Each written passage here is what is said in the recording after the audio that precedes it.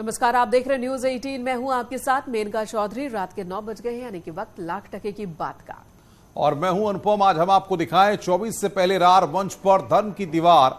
आखिर क्यों एक बार फिर धर्म का मुद्दा गरमाता जा रहा है। जी हां, आपको दिखाएंगे कि स्वामी के खिलाफ किस तरह से बिगुल फूंक दिया गया है। अखिलेश को फिर भी कबूल है स्वामी, क्योंकि मानस विवाद में अब स्वामी प्रसाद मौर्य घर में ही घिर गए हैं और ये लड़ाई सड़क तक पहुंच गई है। साथ ही आपको दिखाएंगे निवेश का महाकुंभ आगाज से अंजाम तक, जिसमें हम आपको बताएंगे कि कितने निवेश और उससे कितनों को रोजगार मिलने वाला है। साथ की बात होगी दिल्ली टू मुंबई 24 का एक्सप्रेसवे की।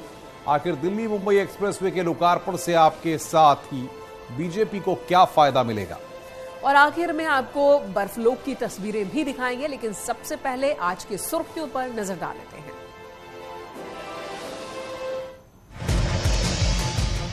ग्लोबल इन्वेस्टर्स समिट का भव्य समापन। यूपी में 33.5 लाख करोड़ रुपए के निवेश का प्रस्ताव आया। राष्ट्रपति मुर्मू ने शिरकत की। कहा, दूरदर्शी नीतियों से देश का ग्रोथ इंजन बन रहा यूपी। इन्वेस्टर्स समिट के तीसरे दिन स्किल डेवलपमेंट सेक्टर में भारी निवेश के प्रस्तावों पर मोहर। 7,000 करोड़ के प्रस्तावों पर सहमति। 5 साल में उत्तर प्रदेश में आएंगे 7.5 लाख रोजगार।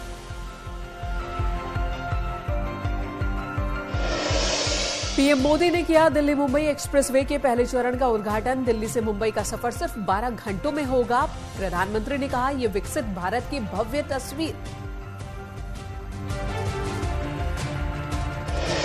मौलाना अरशद मदनी के बयान से भड़के धर्मगुरु। जमीयत के मंच से कहा, ओम और अल्लाह एक। विरोध में जैन धर्मगुरु ने छोड़ा मंच।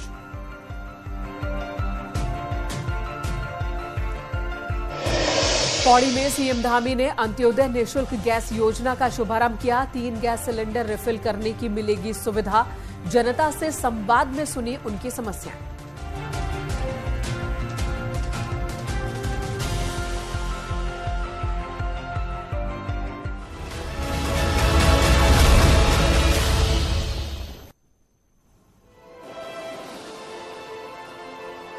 चलिए अब खबरें विस्तार से। सबसे पहले बात दिल्ली में आयोजित जमीयत उलेमाए के मंच पर हुए विवाद की कर लेते हैं।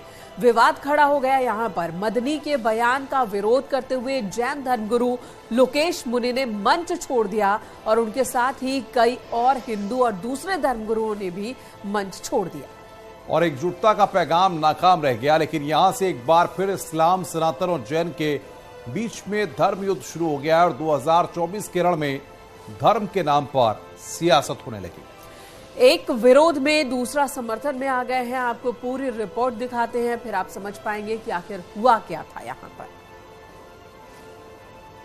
मदनी साहब का वक्तव्य हुआ, हम कोई उससे सहमत नहीं है और मैं आपसे निवेदन करना चाहता हूं, हमें केवल जोड़ने की बात अगर करनी है। जमीयत उलेमाए हिंद के मंच पर धर्म गुरुओं का जमावड़ा लगा हुआ था। सब अपने अपने धर्म पर ज्ञान दे रहे थे, लेकिन जोड़ने वाले इस कार्यक्रम में अचानक बात तोड़ने की होने लगी। जहरीले बोल बोले गए और अल्लाह और ओम को एक बता दिया गया। फिर क्या था, धर्म गुरु खफा हो गए और मंच से उठ चले। अब जरा मंच पर बैठे इस शख्स को देखिए। नाम है मौलाना अरशद मदनी, जिन्हें एकजुटता का संदेश देने के लिए मौका दिया गया। लेकिन इन्होंने जब अपनी जुबान खोली तो बवाल मच गया। इस तरह आज दुनिया भटकी हुई है। अपने इस धरती के ऊपर जो आवाज उठी थी, एक ओम यानी एक अल्लाह की इबादत, दुनिया हट गई। हम भी इसी तरह हटे हुए थे। हमारे बिरादरान वतन ने 33 करोड़ अपने जिनकी पूजा होती है उन्हें बना रखा है देवी देवता। हमने 360 देवी देवता बना रखे थे। इसके बाद जो मदनी साहब का वक्तव्य हुआ, हम कोई उससे सहमत नहीं है और मैं आपसे निवेदन करना चाहता हूं, हमें केवल जोड़ने की बात अगर करनी है, प्यार मोहब्बत की कीजिए। ये जितनी कहानी सुनाई है, अल्लाह मन्नू ये वो, उससे 4 गुना कहानी मैं सुना सकता हूँ। मदनी आरएसएस चीफ के उस बयान का जवाब दे रहे थे जिसमें उन्होंने कहा था, हमारे पूर्वज एक हैं। मदनी ने कहा, तुम्हारे पूर्वज हिंदू नहीं मनु थे, यानी आदम। उनके इस बयान के विरोध में अधिवेशन में पहुंचे अलग अलग धर्मगुरु मंच छोड़कर चले गए। मौलाना मदनी के बयान का जैन मुनि लोकेश ने विरोध किया। उन्होंने कहा कि यह अधिवेशन लोगों को जोड़ने के लिए हो रहा है, ऐसे में इस तरह का बयान कहाँ जायज है। 1400 साल से इस मुल्क के अंदर रह रहे हैं, हमें कभी छेड़ा नहीं गया, हमारे मजहब को नहीं। तुमने छेड़ा है तो हम तुम्हें तुम्हारे आबा व अजदाद की तारीख बताते हैं। तुम्हारे आबा व अजदाद हिंदू नहीं थे। तुम्हारा सबसे पहला दादा परदादा लकड़ दादा सकड़ दादा वो मनु था। मनु एक अल्लाह की, एक कौम की इबादत करने वाला था। मेरे भाई, मैंने ये बात इसलिए कही है कि तुम अपने इस मुल्क के ऊपर फख्र करो। जिस तरह आखिरी नबी अरब में पैदा किया, हर मुसलमान को समझना चाहिए कि सबसे पहला नबी अल्लाह ने, ओम ने इस दुनिया के अंदर, इसी भारत की धरती के अंदर पैदा किया है। सारी नस्लें यहीं से चली हैं। अपने इस मुल्क से मोहब्बत रखो। सर्वधर्म के संत कोई इससे सहमत नहीं है।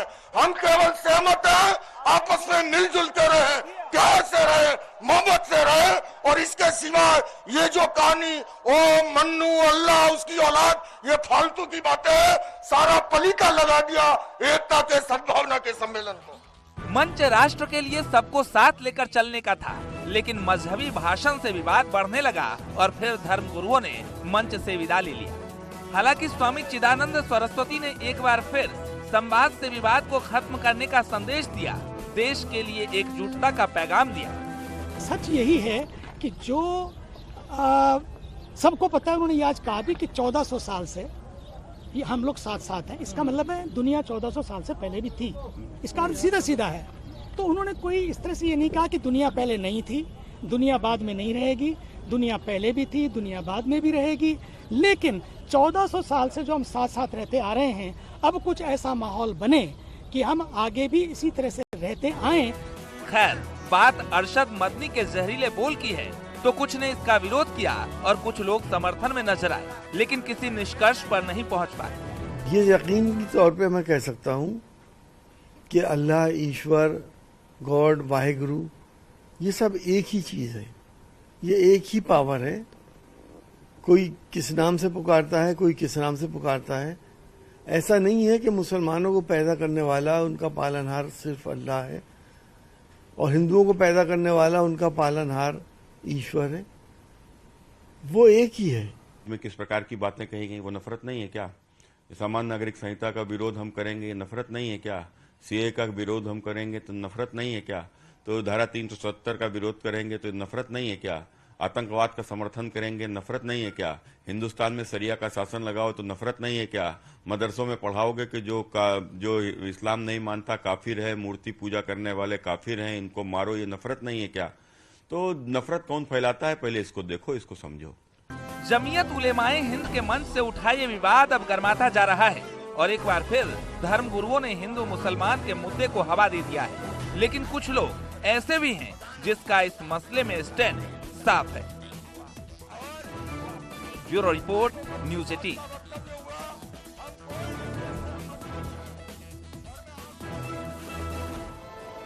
तो अब साधु संतों ने भी मौलाना अरशद मदनी के खिलाफ मोर्चा खोल दिया और साफ शब्दों में कह दिया है कि ईश्वर और अल्लाह एक नहीं हो सकते। और इसके पीछे के तर्क दिए जा रहे हैं कि 14वीं सदी से पहले इस्लाम का कोई अता पता नहीं था, इसलिए इस्लाम को सबसे पुराना धर्म बताना गलत है। चौदह सत्ती कहा जाता है। चौदह सत्ती के पहले इस्लाम का कोई पता ही नहीं था और इस्लाम बाद में आया है। और अल्लाह एक हो ही नहीं सकते हैं, क्योंकि हमारे यहाँ जो ओम है इसमें 3 देवों का समावेश है। ओम जो शब्द है वो 3 देव, ब्रह्मा विष्णु महेश, तीनों देव उसमें विराजमान है। मैं मौलाना मदनी से सवाल पूछता हूँ, ओम और अल्लाह एक है, ठीक है, सारे ईश्वर एक हैं, अनेक व्यवस्था बनी है, हम उस अनेक व्यवस्था को स्वीकार करते हैं। लेकिन इस्लाम की जो कट्टरता है, मौलाना मदनी के पूर्वज बुजदिल थे और तलवार के नोक पर सलवार पहनने वाले लोग हैं। अरे जो 1400 साल तुम लोग हुए हो, हम लोग आदिकाल से सनातन धर्म चला आ रहा है। उसके बाद में तुम ये कहते हो कि जो है हम लोग किसके हैं, हम लोग मनु के हैं। अगर तुम ये सब जानते हो, बोलते हो, तो काटना पीटना सब बंद किया जाए। अगर तुम लोग ये जानते हो तो प्रेम की बातें करो ना। तुम अगर ये जानते हो समर्पित की बातें करो। मदनी, तुम्हारी बुद्धि बिल्कुल भ्रष्ट हो गई, इसी कारण तुमको ये सब तुम लोग बहरा रहे हो। चलिए बात स्वामी प्रसाद मौर्य की कर लेते हैं। स्वामी प्रसाद मौर्य से माफी की उम्मीद छोड़ने के बाद सड़क पर खुलकर विरोध प्रदर्शन शुरू हो चुका है। रामचरितमानस का अपमान करने वाले समाजवादी पार्टी के नेता स्वामी प्रसाद मौर्य को वाराणसी में लोगों ने काले झंडे दिखाए और गाड़ी पर स्याही फेंकी। इस दौरान किसी तरह वो वहां से बचकर निकल पाए। हालांकि जब वो सोनभद्र पहुंचे तो वहां भी स्वामी मौर्य को विरोध का सामना करना पड़ा, लेकिन वहां मौजूद पुलिस की टीम ने किसी तरह लोगों को समझाया और स्वामी मौर्य को आगे जाने के लिए रास्ता दिया। तो एक तरफ हिंदूवादी संगठनों का विरोध तो दूसरी तरफ अपनी ही पार्टी के विधायक की अब मोर्चेबंदी शुरू हो चुकी है। मानस के खिलाफ टिप्पणी पर स्वामी प्रसाद मौर्य चौतरफा घिरते दिख रहे हैं, लेकिन विरोध में उतरे अपनी ही पार्टी के विधायक को स्वामी प्रसाद मौर्य ने ऐरे गहरे नत्थु खैरे बताया है, जिसके बाद घमासान और तेज हो गया है। पहले दिखाते हैं कैसे राकेश प्रताप सिंह और स्वामी प्रसाद मौर्य मानस विवाद पर आमने सामने हो चुके हैं। राकेश प्रताप का कहना है कि मानस का अपमान करने वाला ना तो समाजवादी हो सकता है, ना सामाजिक हो सकता है, वो सिर्फ और सिर्फ एक विक्षिप्त प्राणी है। तो स्वामी प्रसाद मौर्य ने कहा कि लोग डॉक्टर कब से बन गए, जो मेडिकल सर्टिफिकेट देने लगे अज्जल गगरी छलकत जाए। राकेश प्रताप को ज्ञान नहीं है। वहीं राकेश प्रताप ने कहा कि आस्था से खिलवाड़ करने वालों का विरोध करेंगे। ईश्वर से प्रार्थना करता हूं उस व्यक्ति को सद्बुद्धि दें। और इसके जवाब में स्वामी प्रसाद मौर्य ने कहा कि जिन्हें कुछ आता जाता ही नहीं वो पागल ही कहेंगे, जिनके पास उचित उत्तर नहीं वो ऐसे कहते हैं। राकेश प्रताप सिंह ने एक और हमला किया था, कहा था ये मेरा दुर्भाग्य है कि वो मेरे दल का नेता है, जिसके जवाब में स्वामी प्रसाद मौर्य ने उन्हें ऐरा गहरा नत्थु खैरा कहा। तो इस तरह से समाजवादी पार्टी के ही दो नेता आमने सामने दिख रहे हैं। मानस कांड पर सियासत जोरों पर है। अपने बयान पर अडिग सपा के स्वामी का विरोध अब उनके पार्टी के नेता ही करने लगे। अमेठी के गौरीगंज से समाजवादी पार्टी के विधायक राकेश प्रताप सिंह ने स्वामी प्रसाद के खिलाफ मोर्चा खोल दिया है। उनका कहना है कि जो मानस का विरोध करेगा वो समाजवादी नहीं हो सकता। उन्होंने स्वामी प्रसाद मौर्य को विक्षिप्त बताया। न समाजवादी हो सकता है तो सिर्फ एक विक्षिप्त प्राणी हो सकता है, जो केवल विक्षिप्त प्राणी हो सकता है। मुझे कोई चिंता नहीं है। मैं आपको भरोसा दिलाता हूं, जब भी मानव पर या प्रभु रामचरित्र के चरित्र पर या किसी भी धार्मिक व्यक्ति पर या धर्म की आस्थाओं पर कुठाराघात करने का काम करेगा तो ये आपका सेवक, आपका भाई, आपका बेटा सबसे पहले सीना तान के उसका विरोध करने के लिए खड़ा हो जाएगा। स्वामी प्रसाद के खिलाफ सीना तान कर विरोध के लिए समाजवादी पार्टी के विधायक ही खड़े हो चुके हैं। वैसे मानस विवाद पर अंदर खाने भी समाजवादी पार्टी में सब कुछ ठीक नहीं है, लेकिन राकेश प्रताप सिंह का कहना है कि मानस का विरोध करने वाले उनके पार्टी के नेता हैं और पार्टी का प्रतिनिधित्व करते हैं। ये उनके लिए दुर्भाग्य की बात है। जिस व्यक्ति की वाणी से, जिस व्यक्ति के निकले शब्द से आपको पीड़ा पहुंची है, उस व्यक्ति को ईश्वर से प्रार्थना करता हूं कि उस व्यक्ति को सद्बुद्धि दे। और मैं उस व्यक्ति की तरफ से भी आपके से क्षमा प्रार्थना करता हूं कि वो मेरा दुर्भाग्य है कि वो मेरे दल का नेता है। ये मेरा, इसमें मैं और कुछ इससे ज्यादा नहीं कह सकता हूं। ये मेरा दुर्भाग्य ही है कि वो मेरे दल का नेता है और मेरे दल का प्रतिनिधित्व कर रहा है। ये मेरा भी इसमें दुर्भाग्य है। बहुत बहुत मानस विवाद पर अपने ही विधायक स्वामी प्रसाद मौर्य के सामने खड़े हो चुके हैं, लेकिन स्वामी प्रसाद मौर्य का कहना है कि वो अपने स्टैंड पर आज भी कायम है। साथ ही सपा के विधायक राकेश प्रताप सिंह, जिन्होंने स्वामी प्रसाद के बयान का विरोध किया, उन्हें ऐरे गहरे नत्थु खैरे बता दिया। लोग डॉक्टर कब से बन गए, ये मेडिकल सर्टिफिकेट देने लगे। आप ही के अफजल गगरी छलकत जाए, जिनको कोई आता जाता नहीं है, वो अपनी बात को जब प्रॉपर उचित उत्तर नहीं रहता है तो पागल ही कहेंगे, इसके सिवा कुछ नहीं कहेंगे। वो पार्टी मुखिया लेवल पे शिकायत करेंगे आप ऐसे लोगों की? हम ऐरे गहरे खड़े नौकरी की शिकायत करते नहीं। मानस विवाद पर घमासान के बीच जहां सपा विधायक स्वामी मौर्य के खिलाफ उतर आए हैं, वहीं हिंदू संगठनों का विरोध भी लगातार जारी है। वाराणसी पहुंचे स्वामी प्रसाद की गाड़ी पर हिंदूवादी संगठनों के कार्यकर्ताओं ने काली स्याही और काले कपड़े फेंके। रामनगर थाना क्षेत्र के टेंगड़ा मोड़ के पास स्वामी प्रसाद मौर्य का विरोध किया गया। कुल मिलाकर स्वामी के विवादित टिप्पणी पर घमासान जारी है। साधु संतों और हिंदू संगठनों के साथ साथ अब पार्टी में उठे बगावत के सुर स्वामी के लिए मुसीबतें बढ़ा सकती हैं। Bureau report, news 18।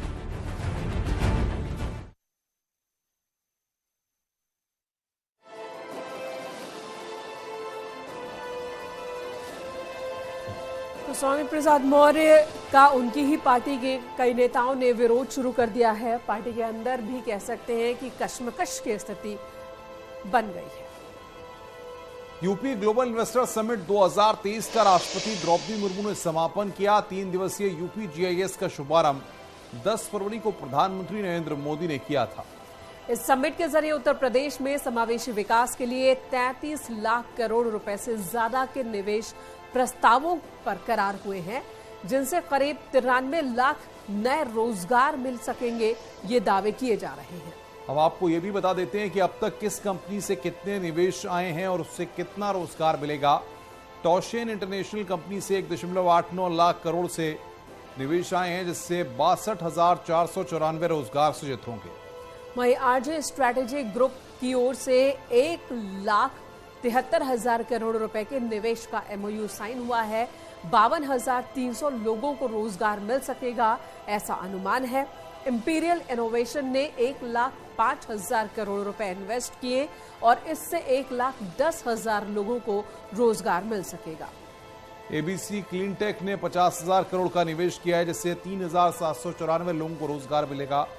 NTPC limited ने 42.28 हजार करोड़ का निवेश किया और इससे 2,200 लोगों को रोजगार मिलेगा। यूनिकॉर्न एनर्जी ने 41.5 हजार करोड़ का निवेश किया है, इससे 2,000 लोगों को रोजगार मिलेगा। वहीं PT वासुदेव यूनिवर्सिटी ने 40,000 करोड़ रुपए के निवेश का MOU साइन किया है। 5,000 लोगों को रोजगार मिलने की उम्मीद जताई गई है। तो रिलायंस इंडस्ट्रीज ने अकेले ही 75,000 करोड़ का निवेश का ऐलान किया है।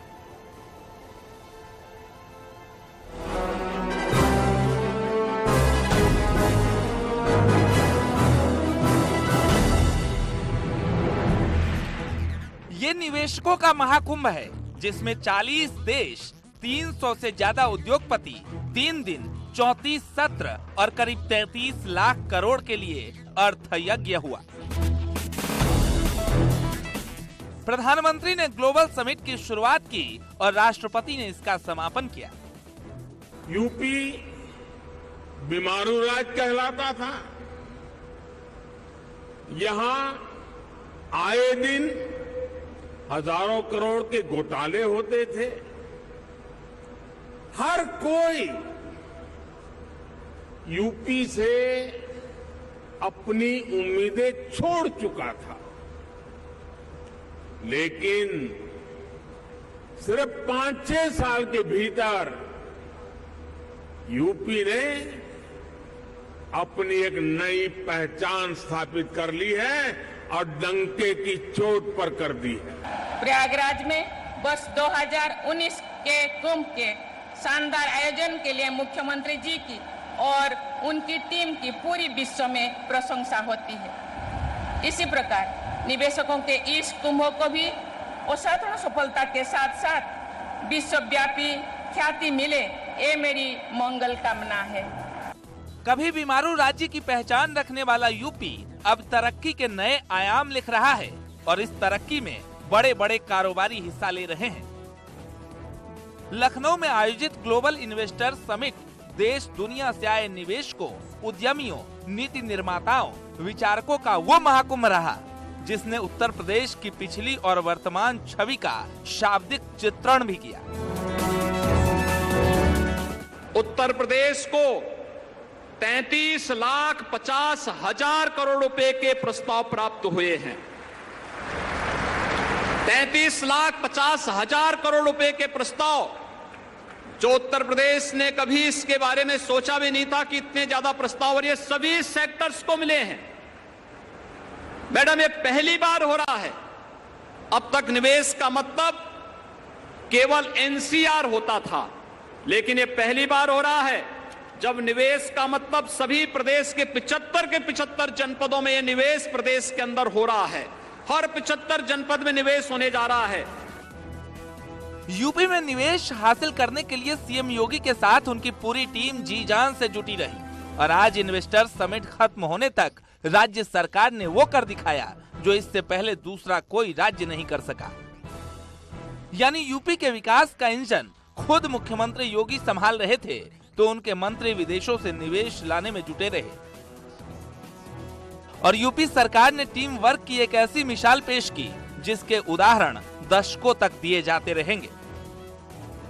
जो सबसे हमारे कमजोर जनपद माने जाते थे, कमजोर रीजन माने जाते थे, पूर्वांचल और बुंदेलखंड, अकेले पूर्वांचल में 9,54,492 करोड़ रुपए के निवेश के प्रस्ताव प्राप्त हुए हैं और बुंदेलखंड के लिए 4,27,873 करोड़ रुपए के प्रस्ताव हमें निवेश के प्राप्त हुए हैं।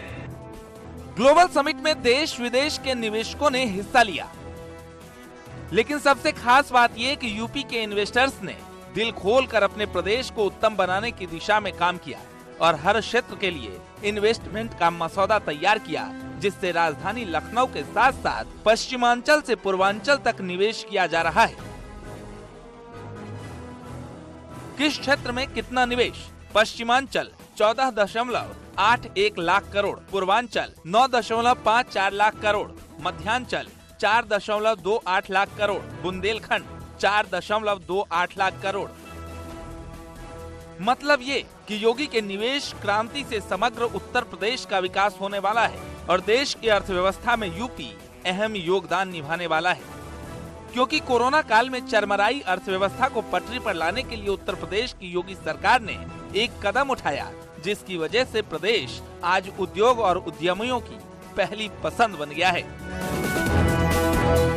Bureau report, news 18।